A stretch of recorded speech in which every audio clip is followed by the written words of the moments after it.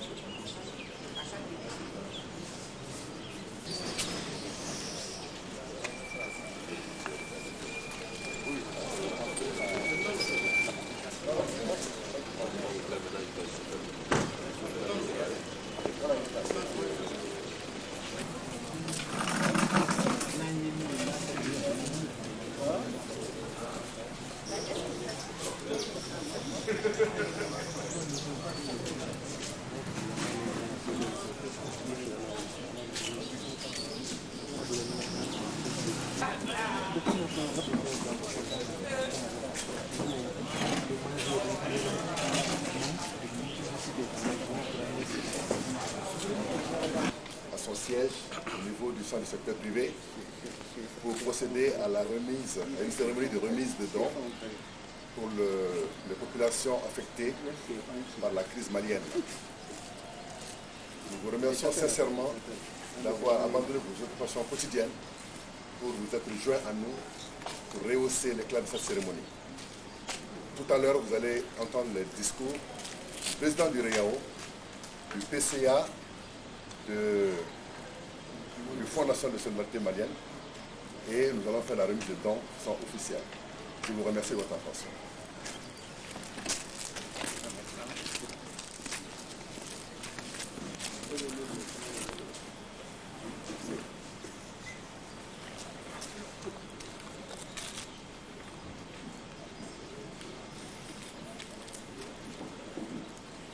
humanitaire,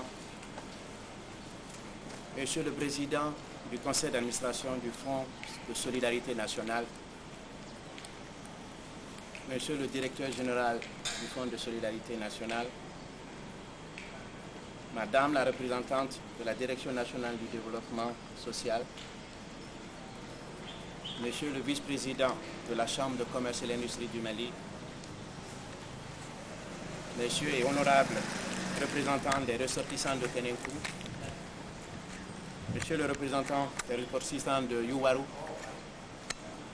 Monsieur le directeur du centre du secteur privé, notre hôte de ce matin, chers amis, membres de REAO, généreux donateurs, honorables invités, je vous remercie au nom du REAO de votre participation à cette cérémonie.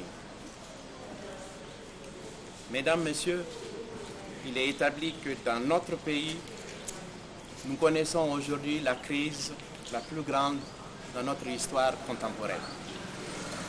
Il n'y a pas un seul pan de la communauté nationale qui ne souffre de la situation ainsi créée et qui s'impose à nous tous, malheureusement.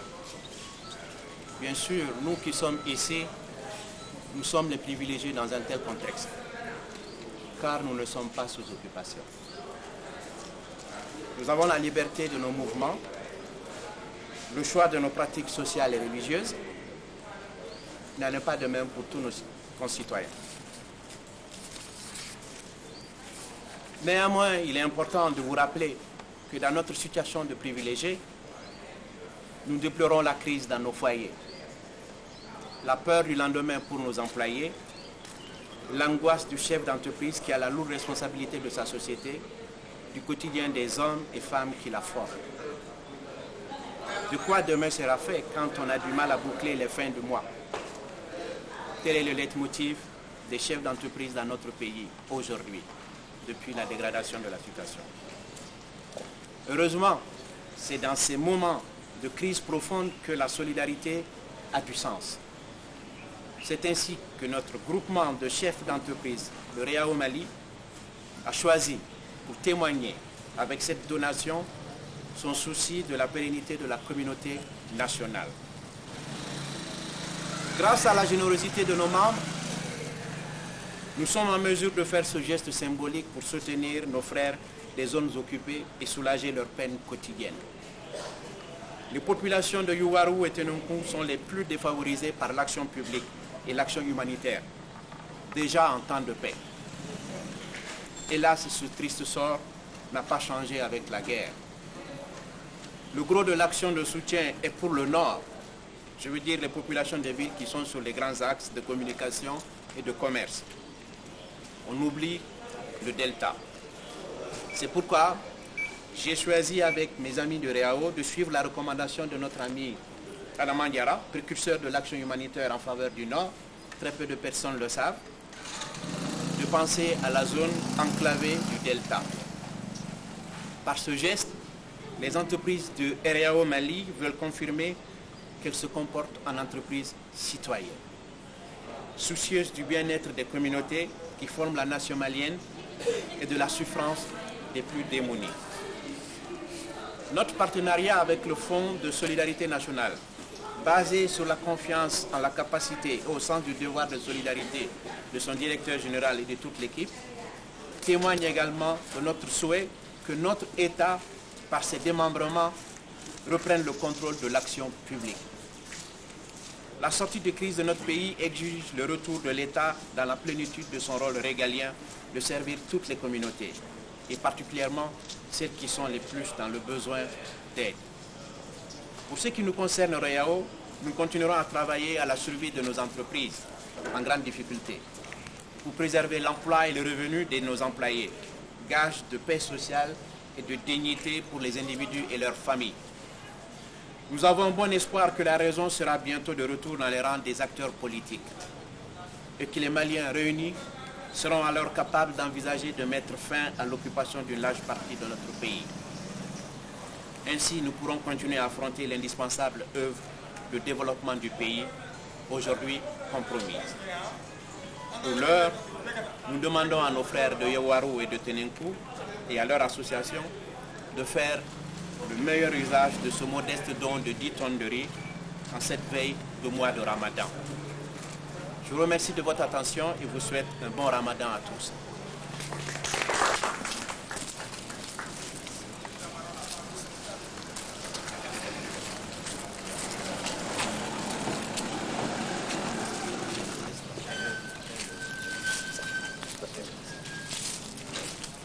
Au président du REAO de procéder à la remise sur la laine de cette modeste contribution, disons, au député, honorable député Tulenta, pour le compte des populations concernées. Monsieur le Président. Oui. Attention, attention. C'est bon.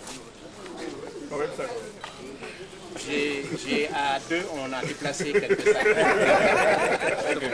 Mais il faut dire quelque chose là. Ah, il faut que je dise. Ah, ça y est, c'est remis. Voilà, c'est ça. Merci. Voilà, merci. Maintenant, nous allons demander au CCA.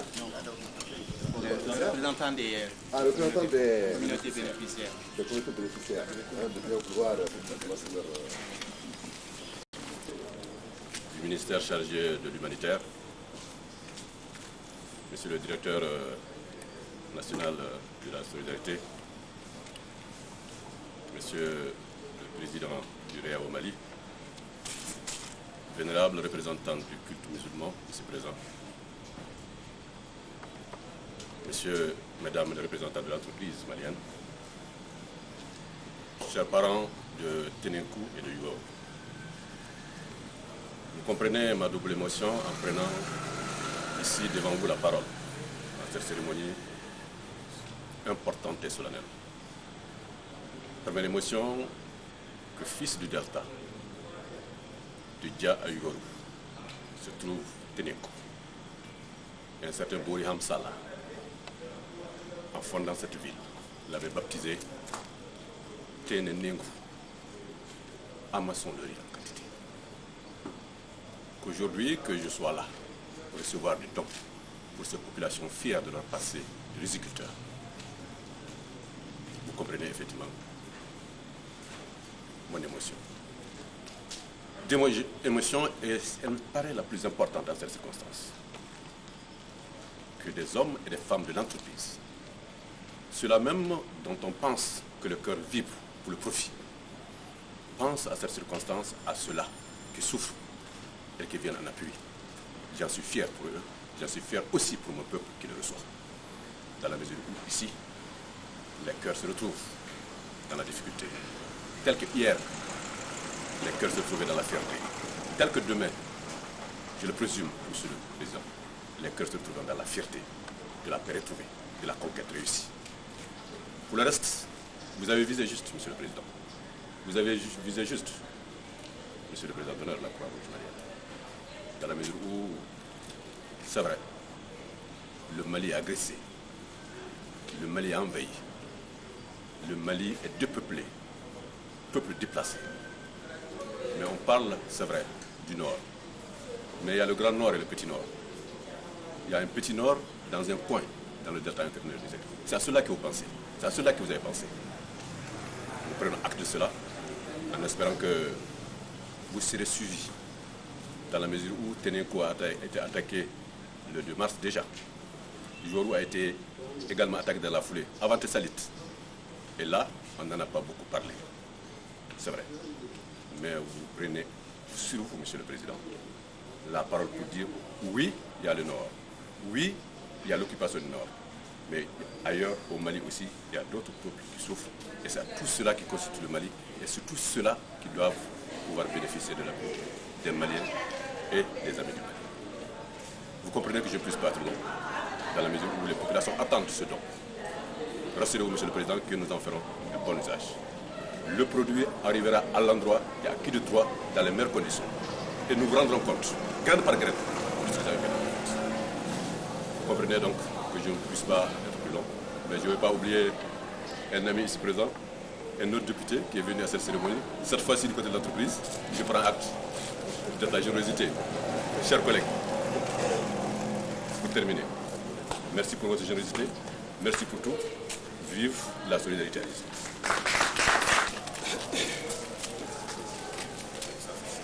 Félicitations. Il va prononcer pendant l'opposition.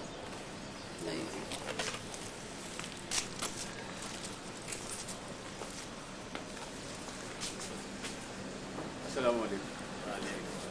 Salam alaikum une deuxième fois. Que la paix soit dans nos cœurs, dans nos esprits, dans tout notre moral et dans nos pays. Messieurs les présidents, messieurs les directeurs, messieurs les représentants des cercles qui bénéficient de ce don. Ce don, il n'est pas d'une quantité ici, il est surtout moral. Il est surtout humain. Il se base sur ce qui nous unit tous. Ce qui nous unit, c'est ce pays-là, cette nation, cette république, cette démocratie que nous avons bâtie ensemble et pour lequel nos sensibilités doivent converger vers sa dignité et vers son élévation, en oubliant même sa personne physique et ses sensibilités. Parce qu'une nation, c'est quelque chose de grand, quelque chose d'éternel. C'est là où nous puisons tous notre dignité, notre honneur. Ceux qui ont fait ce don vont dans ce sens. Ils ont fait ce don parce qu'ils se disent que quelque part, quelqu'un a besoin de nourriture, de boisson, de vie, de dignité et d'honneur. Le mot merci est un grand mot. C'est le merci que le Fonds de solidarité vous adresse. Et le Fonds de solidarité dit toujours que notre efficacité dépend de la générosité des donateurs. Et ça, c'est très important. À tous les Maliens, à toutes les Maliennes, et restons des citoyens de ce pays. Et sachons qu'une nation ne se bâtit pas. Il y a des gens pour couler des larmes, c'est des innocents. Il y a des gens pour faire la sueur, c'est des bâtisseurs. À nous de bâtir ce pays en oubliant des sensibilités ou des intérêts de ceci ou de cela. Il est dit que dans une famille, dans une sensibilité, dans un peuple, si les hommes ne se voient pas, ne se regardent pas avec une miséricorde divine, alors la force divine se passe d'eux et choisit d'autres hommes pour les mettre sur sa terre. N'allons pas à ce point. C'est un appel que nous adressons. Nous qui sommes de la solidarité, il faut de la solidarité, il faut de l'unité, il faut de la compréhension des gens pour que ce pays soit bâti. Ce pays ne se bâtit pas avec des choses futiles. Quand vous avez choisi une république, quand vous avez choisi une nation, quand vous avez choisi une religion, ce qui le respecte par le principe et la loi, c'est ça qu'il faut respecter. Alors vous demeurez dans la force de cette structure et vous demeurez dans cette dignité. Cela est très important pour nous tous, que chacun de nous sache que si nous avons choisi de faire une nation, c'est tout ce qui fait le respect par principe et par loi, la vie de cette nation qui doit être suivie et respectée.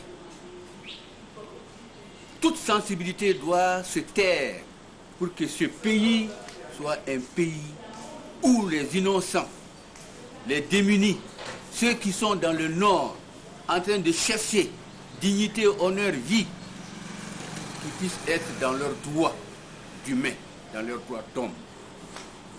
Cela est très important. Nous nous excusons de faire ce discours parce que partout aujourd'hui, à chaque discours que l'on tient, c'est l'émotion qui prédomine, c'est les larmes qui coulent, c'est des gens qui sont préoccupés. Comment nous allons faire?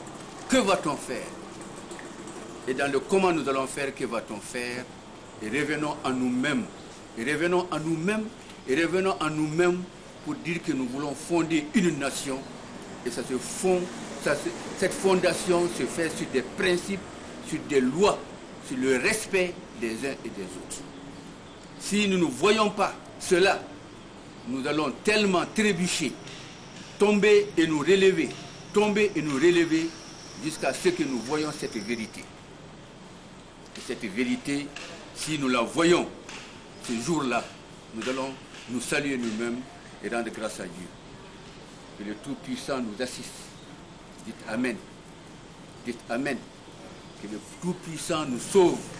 Que le Tout-Puissant nous donne beaucoup d'intelligence, beaucoup de foi et beaucoup d'humilité pour que l'amour entre nous soit une réalité profonde et élevée en même temps pour que ce pays soit dans sa dignité et dans son honneur. Je m'excuse d'être long, mais j'ai besoin de dire ça en tant que PCA, en tant que membre de bien des conseils islamiques. Il faudrait que nous sachions qu'on bâtit un pays. Il y a des gens pour couler des larmes, il y a des gens pour faire la sueur. C'est nous qui sommes là pour faire cette sueur et quelques verbes pour bâtir ce pays-là. Élevons-nous au-dessus de ce qui est futile. Ce qui est futile, c'est ce qui meurt chaque jour. C'est ce qui n'a pas de valeur pour la dignité et pour l'honneur d'une nation. Une nation, c'est grand.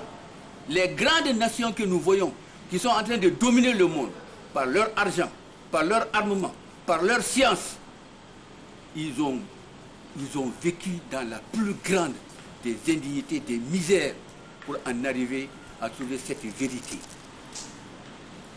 Prenez la France, prenez les États-Unis, prenez n'importe quel pays. Ils ont coulé beaucoup de sang. Beaucoup ont pleuré, mais ils se sont battus. Battons-nous et gagnons la bataille. Que le Seigneur nous assiste. Je vous remercie. Donc, mesdames, messieurs, après ces mots Philippe Konaké, je pense que nous avions voulu une cérémonie assez brève, une cérémonie assez significative, une cérémonie assez marquante. Nous pensons que nous l'avons obtenue. Donc, il ne nous reste plus qu'à vous remercier. Nous sommes un vendredi saint, il a dit. Nous n'allons plus vous retarder longtemps, vous retenir longtemps, sauf qu'à vous remercier et avant de partir, vous demander de bien vouloir accepter de faire une photo de famille devant ce camion-là.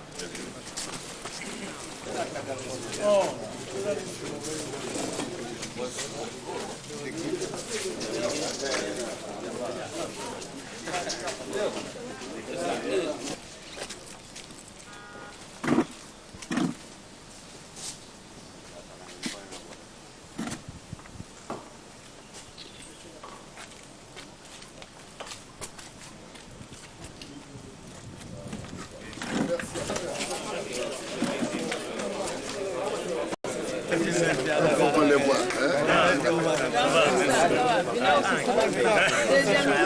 Tu veux aller encore, il n'y a pas de problème. Monsieur le prêcheur. Alors, monsieur l'imam prêcheur.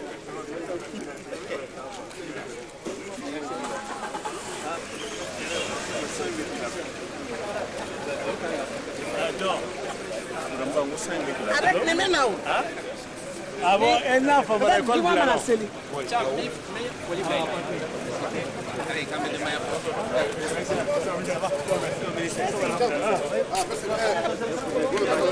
même temps,